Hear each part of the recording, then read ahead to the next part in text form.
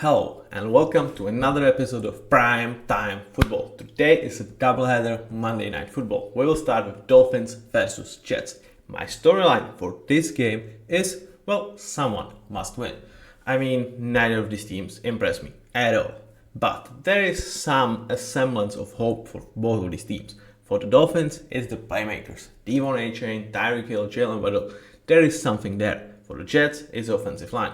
But let's talk and look at the individual matchups that I hope could make this game, well, at least a little bit interesting for us fans. Now, it starts with a matchup that's actually neither of those that I've talked about. It's the matchup of Yona Savania versus Quinnen Williams. With Yona, I like this pick in the draft because it signaled to me that the Dolphins want to improve in the trenches, as well as drafting Kenneth Grant. But so far, Yona was nothing short of a liability and a huge disappointment. Yes, it's a tough position to transfer from college competitions towards the pro, but still, Yona struggled heavily. Now, he's going to be facing Quinnen Williams, one of the best interior pass rushers in the league.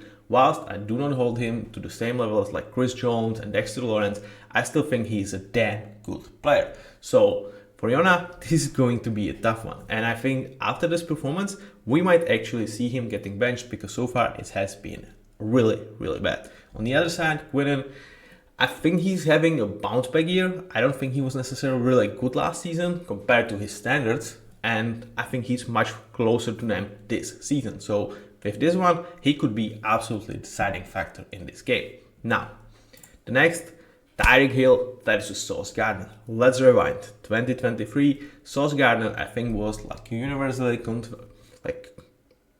fought as number one corner in the whole game. 2 seasons in the league, and in both of them, he was freaking amazing. On the other side, Tyreek Hill was actually voted PFF number 1 player in the whole league. As a wide receiver, huge kudos to that.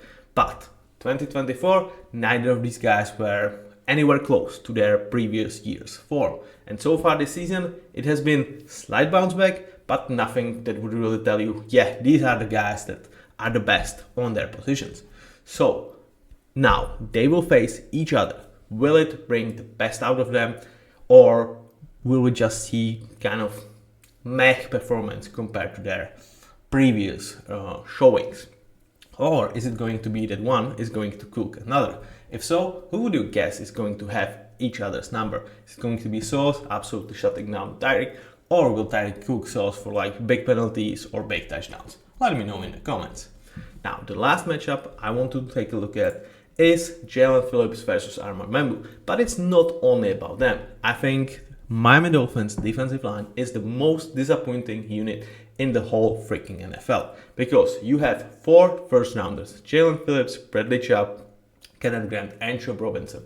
And you have Zach Sealer, who was a 7th rounder, but a long time ago. And he's been paid 20 million a year. So does Bradley Chubb.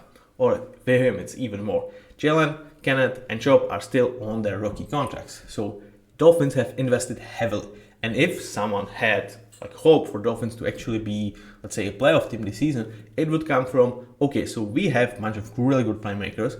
Tua might not be great, but he can distribute ball to them. And this defensive line could cause havoc. And they need to, because our secondary is not particularly great.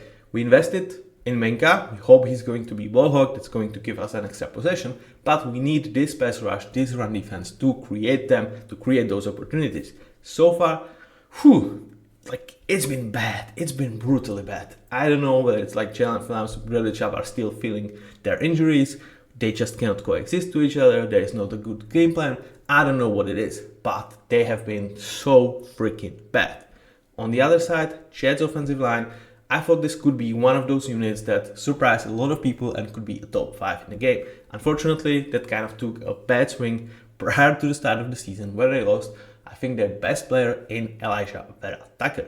But even with that, with the addition of rookie Armand Membu, they haven't played very, very good. And especially Armand has been really, really nice. For a rookie tackle, I think he's been a stud. In week 1, he's been facing DJ Watt, and he just handed his number. Now, is it going to be continued, or will we see the Force Awakens for this Dolphins defensive line? This could be what changes this game. Now, at the end of the day, I probably do trust the Dolphins have like more talent to win in this one, but it's like, tough one. That's why I guess someone must win, but that's kind of it. Thank you for watching and see you with the Broncos versus Bengals.